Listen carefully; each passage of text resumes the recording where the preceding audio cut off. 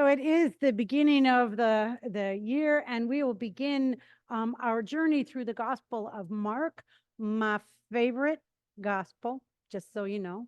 It's the shortest and the sweetest. And if you hadn't hired me 10 years ago, I would not be Reverend Mary Jane Huber. I would probably be Dr. Mary Jane Huber, because I was working on a doctorate at the time on the Gospel of Mark. And Started out in Christian education and midstream went boom and changed to Mark. So I love Mark. I love this year, the church year, where we get to go through it. And so I'm going to read to you a little bit from the Gospel of Mark, and a little more than it's in the bulletin, just because, Holy Spirit just does its thing sometimes. So I'm going to read to you from Mark chapters 1, 2, and 3, just a little bit. So here in the beginning of the gospel, in the first chapter, after John was arrested, Jesus came into Galilee, announcing God's good news, saying, "Now is the time. Here comes God's kingdom. Change your hearts and lives and trust this good news." As Jesus passed along the Galilee Sea, he saw two brothers, Simon and Andrew, throwing fishing nets into the sea, for they were fishermen. "Come, follow me," he said, "and I will show you how to fish for people." Right away, they left their nets and followed him. Actually, in the Greek, the word right away is immediately.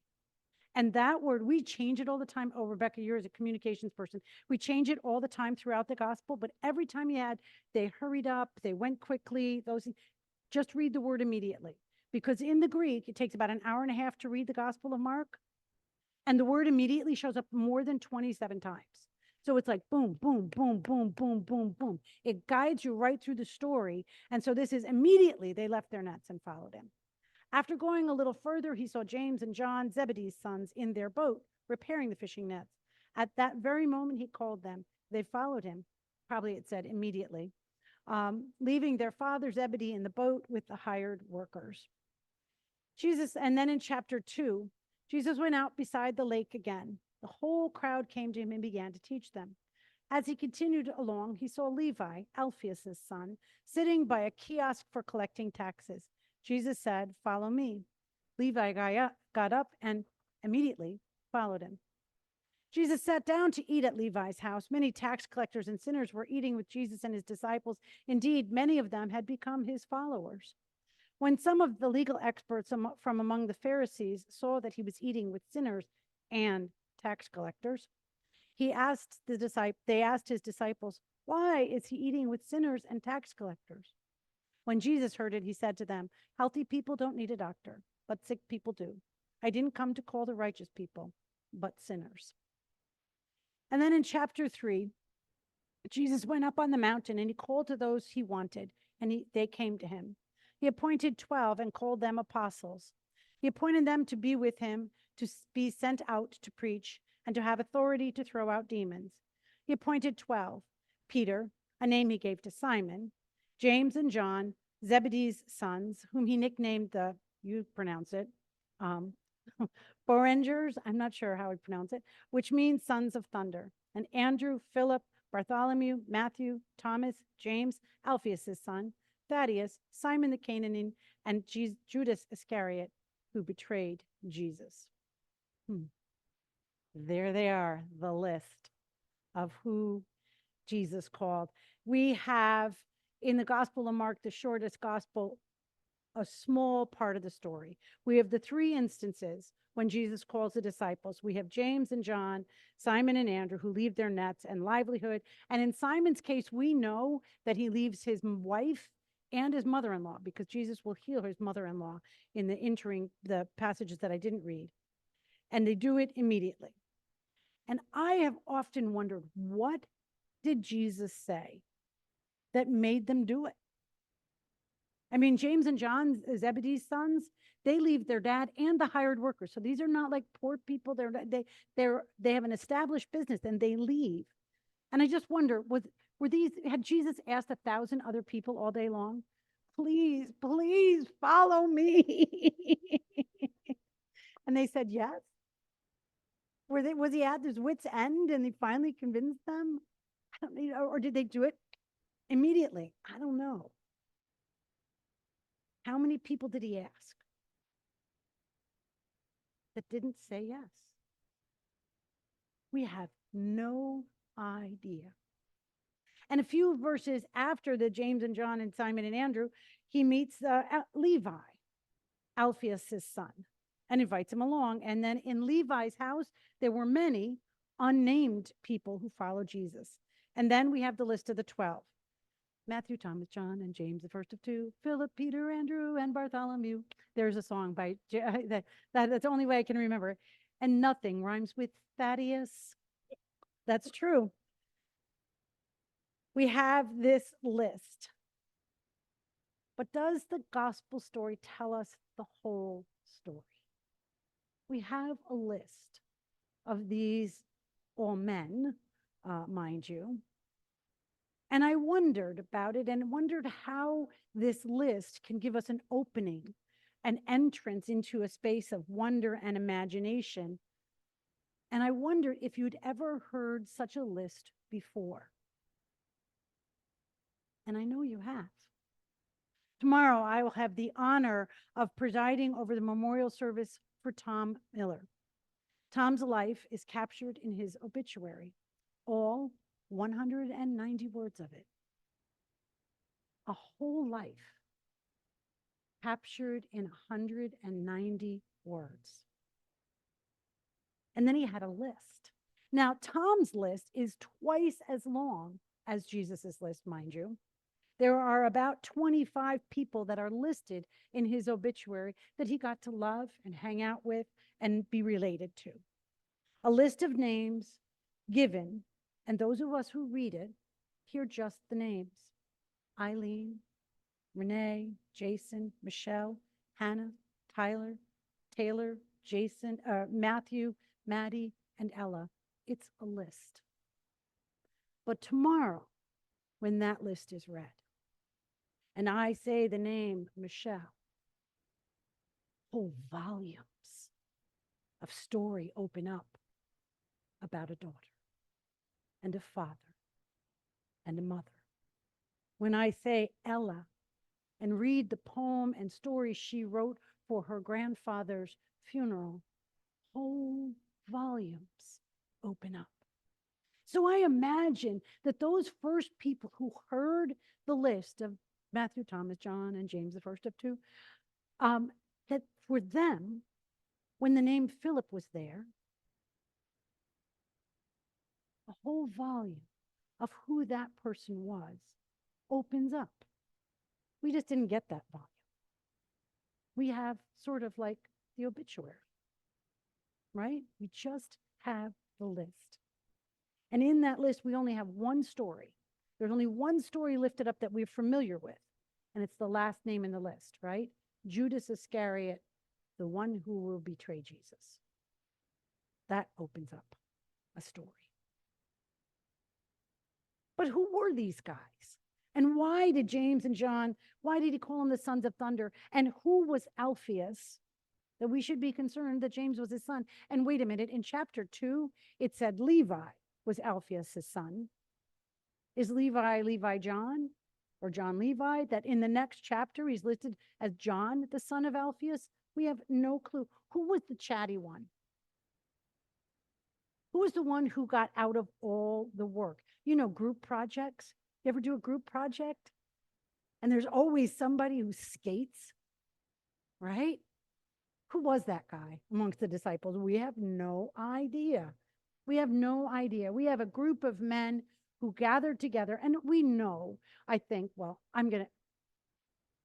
there were women there too, right? We know that later in the story that the women were followed him too, but when Jesus has these 12 on the hill, what is he doing with them that's going to make them empowered to go out into the world and share the gospel, the good news? That's what he calls them to be, apostles, a good news teller. Did he do icebreakers? Wait a minute, did Jesus even have ice? Did Jesus know what ice? Did Jesus ever touch ice? You're like, I never thought about that, says Maya. Never, all the years you've gone to church, all the churches you've gone to, and no one ever said, Did Jesus have ice? Well, that is where we're going to go this morning. We're going to go where those questions are that we've never asked and answers we've never heard before. Because one of the things that happens with all of the disciple stories is when they're sent out, they do not go alone. They always go in pairs. They always go together because none of us are supposed to do this living out of our faith by ourselves. And so in order to do that, I don't know what Jesus did. I know he didn't have an icebreaker because he didn't know what ice was. But I know what we're going to do. We're going to get to know each other just a little bit better. They're married. They don't count. But some of us are here for the very first time, and some of us are here for maybe a time or two, and some of us have been here for our whole lives, but you haven't all been here together to know who each other is. And you sit on this side or that side, you go to that table in the coffee fellowship time, and it's like neither. So this is what we're going to do. Ben, the next slide. We're going to calculate our age. Okay, some of you have done this before. So I am 66 years old. I confess it's wonderful. God bless being 66, right? So I take the 2 digits of my number, age, and M together, it's 12, and I take the 1 and 2. I'm 3 years old. It's glorious. So now you guys get to do that. High level math. Take the 2 digits of your age and add them together. And she's like, Andrea's thinking. You can consult your neighbor. You don't have to worry about it. And so now what we're going to do is, this is going to be a movement to the best of our ability thing. I need, and what we're going to do is have questions. We're going to break into age. And Michelle, you're like, why did I come this Sunday? You're going to know folks by the time you leave, my friend. You're going to know some folks. So what we're going to do is we're going to, so you now know how old you are, right? I need someone to confess their calculated age. This is your God-given age. Okay, I've got a 2-year-old. I need 1 2-year-old to come forward. I need a 1-year-old, 5-year-old come up here. I need to, and these are your things. 4. I got a 4-year-old might come up with a 4-year-old. Do I have any 1-year-olds? We may not have some ages. Oh, come on up, Christine. You're a 1-year-old. I have 7, 8, 9, 6. Oh, 7, Michelle, come on up. And you're not going to have to stay up here. Don't worry. 7 and 1, 9. Any 9-year-olds? All right, Trace, come on up. 3. I got a 3-year-old. All right, Ed, come on up. Up, Ed's coming up. Don't. So you're going to be in the same group as Ed, Dan. No, you don't have to be in order. You're going to move anyway. 6, 8. Do I have a 6 and an 8-year-old? Any 6-year-olds? Any 8-year-olds? 6? You an 8-year-old? Okay, come on up, Keegan. Yep. I know you're 6. All right, 6, 8. You're not going to be alone. Remember what I said? They went out in pairs and groups, right? So now you get to pick a card. This is the best sermon ever. And people on Zoom are going to go into a breakout room so they can talk to each other. And Ben, there is a card on the table. You got 2. You can choose which question do you want. If she picking that, I'll take that one out. Then it was a reject. Ed, pick a card. Any card? You can pick a card. I'm just putting them. You don't have to take the top one. Okay. Everybody's got a card. Okay. Now this is the deal. No one is to be alone. So I want 1-year-olds to gather over here. And how many 1-year-olds? Could I have a raise of hands of how many 1-year-olds we have? 2, 3, 4. Okay. So 1-year-olds, who's my 1-year-old? Christina, come on over here. And then 1-year-olds can go there. 2-year-olds are going to come like right here. How many 2-year-olds do I have? Sometimes we'll have to combine some number. Okay, we got a couple of 2-year-olds. 3-year-olds are over here. Okay. 4-year-olds by the baptismal font there. 5-year-olds. Who's my 5? Come on down here. 5.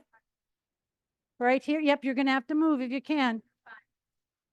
5s. Yep, go with the 5. So you're going to be, Leslie, you're 5 right here. Right here. 6, you're right, Susie, you're going to go back. 7, 8, and 9, you're going to go out in the narthex. So find your number. Q. Good to see you. We're moving around here. Come on. Hey, Sam. Okay. What? How old are you? 4 up here. That way. 5 years old? You're 5? Wow. We have a lot of 5-year-olds. Wow, how interesting. Okay, so now this is your instructions. Shh, you don't get to talk yet. So on the Zoom, you folks are going to go to breakout room, and Ben has a card on the table to put in the chat. You guys can talk about that. And then he'll bring you back and we only have, well, I'm looking at the groups now, about 5 minutes. But so this is the deal. I want you, and for some of you, you would rather have a root canal with no Novocaine than do this project. Okay. But you're amongst friends. So this is the deal. You're going to minimum say your name around the room, especially if you don't have name tags on, say your name so each other minimum know your name. And then you get to talk about the question. And they are real hard. Now, the answers are like, one of the questions was like, if Jesus came to your house today, what question would you ask him? This was done last time. And the question asked was, has Jesus ever had cupcakes?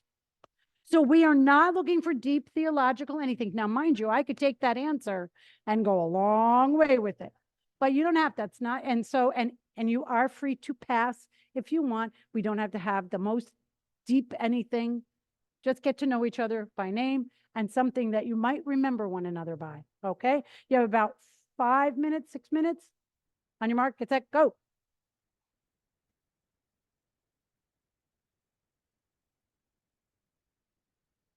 Well, how was that? Hopefully nobody's like going, oh God, please don't ever let me come to church again. But I want you to think, for those of you who are 1, what you get to think about when you're 1 now, pediatrician in the room, you can maybe make doctor adjustments later, but you learn, one of the things you learn when you're 1-year-old, so our 1-year-olds pay attention, is object permanence. You know, when somebody goes out of the room, they don't disappear into thin air, they come back. Well, they don't always come back, but the thing comes back, right? And so object permanence. In fact, when you're about 2 years old, you start to learn about language, that mama, dada, that means something more, right? I want more. I want, what is it? Cookie, right? Or something, cookies, this, I don't know, cookie, you know, you learn that one, right? All done. You learn that. Those are languages coming in, you get power to shape your world that way. And when you're 3, you can move your body. And, oh yeah, that's more, right? That's more. I love the child sign language. 3, you can move your body. All the coaches in the room are happy about that. Sometimes it gets to that level and that's all you get on the court. And you're like, I thought you were 15. But you learned bodily control, bodily function control. Every parent and caregiver is happy about that. 4 years old, your imagination is in full control. Who are 4-year-olds? Think about being in full control. Your imagination is the thing, right? Imaginary world, play, magic. It's just amazing at 4. 5, and at 4-year-olds, you want to play next to your friend.